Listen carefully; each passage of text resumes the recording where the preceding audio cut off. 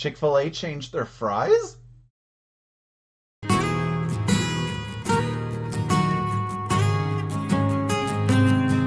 Some folks are claiming it's the worst thing in the world. I didn't notice a difference. Hi, and welcome to Quilt Meets World, where we have adventures in piecing and joy. I'm Russ. Come on into my sewing room. First things first, I had a conversation with someone last week about the new Chick-fil-A waffle fries. I can't remember who initiated it.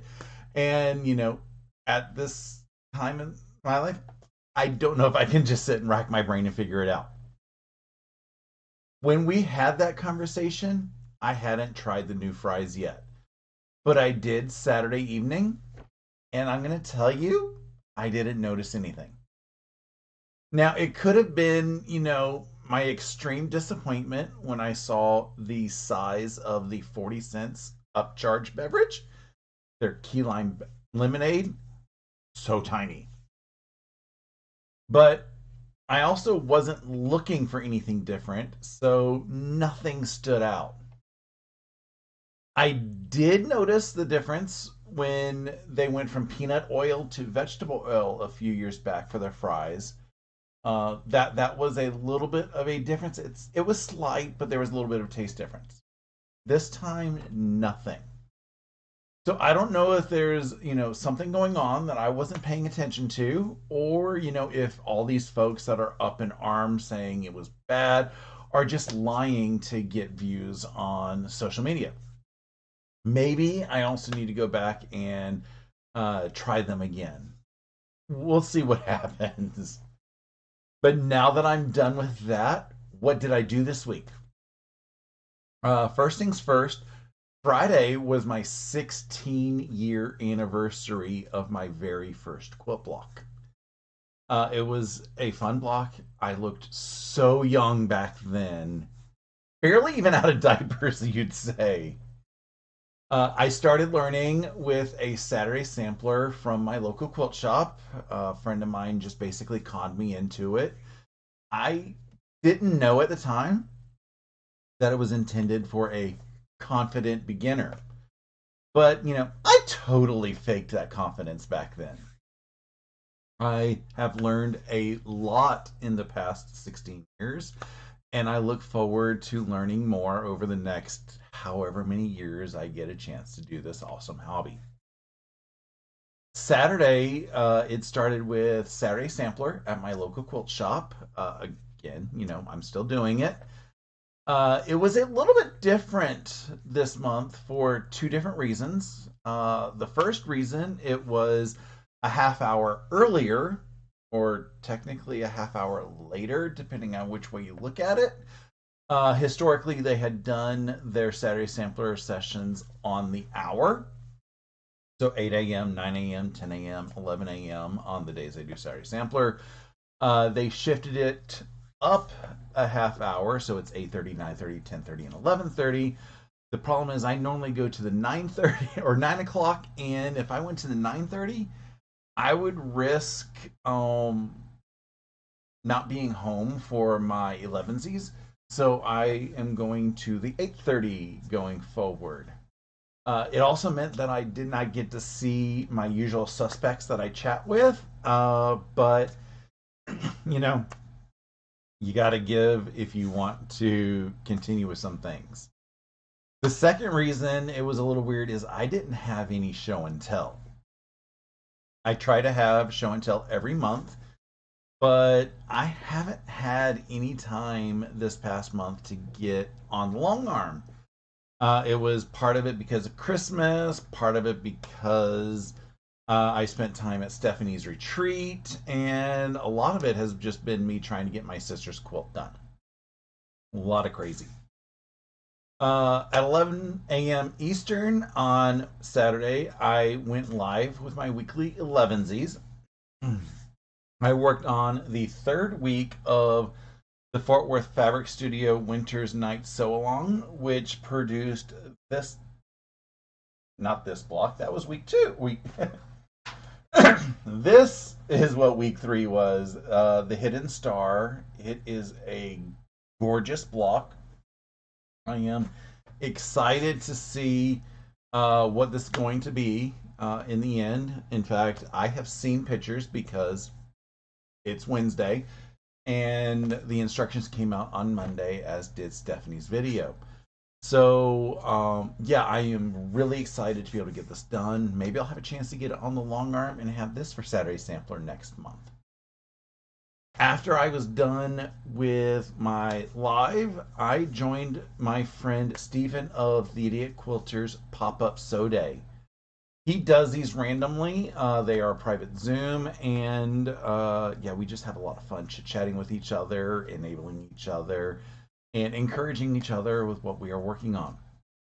I started the pop up Sew Day by finishing the other blocks for Winter's Night, and then I went to work on the bottom half of my sister's quilt. I think I said last week that I got the top half done.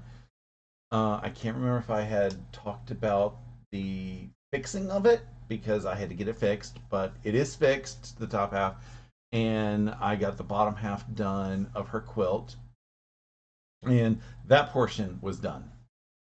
After we were done with that, I had to do grocery shopping because we had threats of a winter event. And I don't like to wait things to the last minute because, everybody's out there buying bread, milk, and eggs because you get a hankering for French toast when there's a winter event. I was at Publix just going through stuff, and as I'm in the checkout line, the awesome lady who is bagging my groceries goes, "Have you taken a class at this local quilt shop?" And I looked at her and I was like, "Probably." And she's just looking, she's like, "I think I've seen your picture on the little electronic photo album at the register." I was like, "Oh, yeah, that's me. I'm there all the time, and I'm constantly on there. In fact, I'm offended if I go to the shop and don't see myself." So yeah, I talked to her for a minute, but unfortunately they were a little busy, so I did not want to get her, backed up. I want to make sure that she was able to give all of the customers the proper attention. So I was like, when I see you next, if we're not busy, I will show you a handful of my quilts and everything, so we can just chit chat about that. So I think that was pretty cool that I was recognized from, the photo album that they have at the local shop. Sunday, I managed to host my sewing shenanigans on Zoom. For those of you who missed it, this also is a private Zoom. It's available to anyone who wants to join. It is not broadcast anywhere. You didn't see it on YouTube or anything because it's private. It gives us a chance to sew with friends, and they're friends whether we know them already or not. So new folks are always welcome. I try to have them about once a month. They're on a semi irregular schedule. But, as soon as I know dates that I'm going to be doing them, I let people know. I spent my time on my sewing shenanigans getting the first border on my sister's quilt done while chitter chattering. I'm a little meticulous with my borders, and these have cornerstones in the border, so it's not like I can just run the border and just let it go like some people love to do and are good at. I'm not. So I got the first border done, and yeah, I'm trying to do two sets of borders at the same time, so it's it's challenging me. Monday was a holiday. I got up early and it was freaking cold outside. Like so cold, I had to wear pants to the car dealership so I can get my oil changed. I took pictures because friends of mine don't always believe that I will wear pants sometimes when I'm not at work. But yes, I did it. I then ran to Walmart after that was done because I needed to grab a few things. Kind of forgot a couple things, but that's besides the point. And then I wound up at my local quilt shop to grab some fabric. It was some that I needed, some that I didn't quite need, but it was in the sale room and pretty. When I got home, I had to finish getting prepped for the Bumbleberry Pie Block of the Month live that I had with my friend Stephanie of Stephanie Stitches. She and I have been doing this program. It seems like just yesterday that we kind of twisted each other's arms when I shared the quilt with her. I was like, I'm kind of interested, but kind of not. And yeah, we twisted each other's arms, and it wasn't a lot of twisting. We did month 8 of the blocks, which is 4 of these cornerstone blocks. Not cornerstone, corner frame blocks. That's what they are called. So yeah, we are.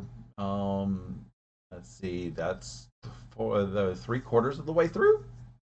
I think that's the math. Let's see, 8/12. That's 4/6. Yeah, 3/4. Math hard sometimes.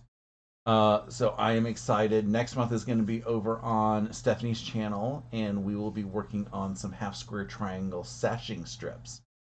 Uh, but yeah, this time I had a lot of fun with Stephanie. We were chit chatting about a lot of stuff, and we don't have any homework this time because we managed to get our blocks done.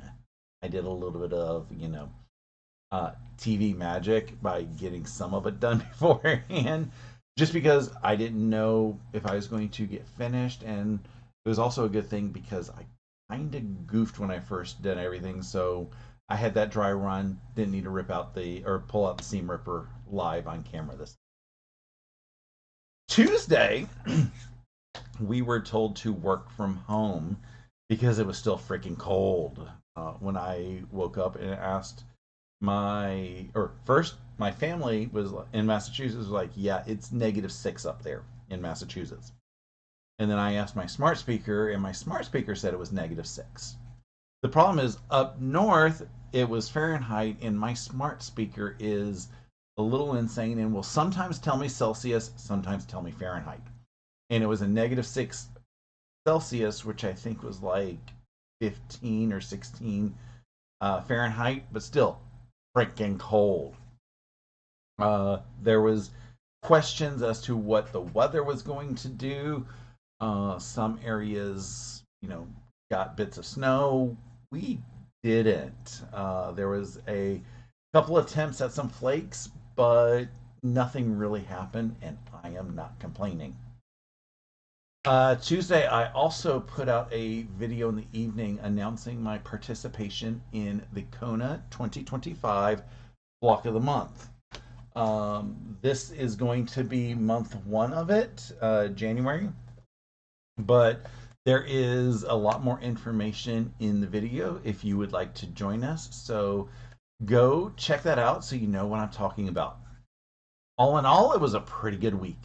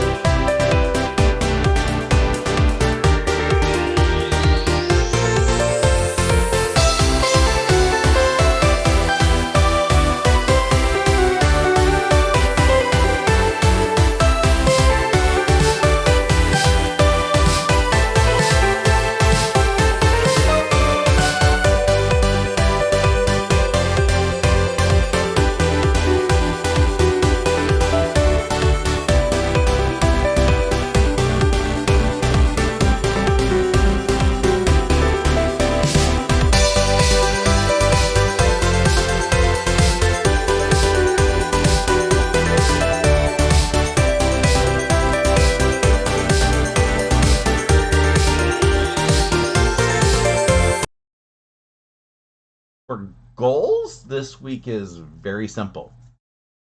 Uh, First thing is this coming Saturday, I will be working on the finishing of Fort Worth Fabric Studios Winter's Night. It's a smaller project. It is a table runner that has 5 blocks in it that will be sewn side to side to side with a couple borders.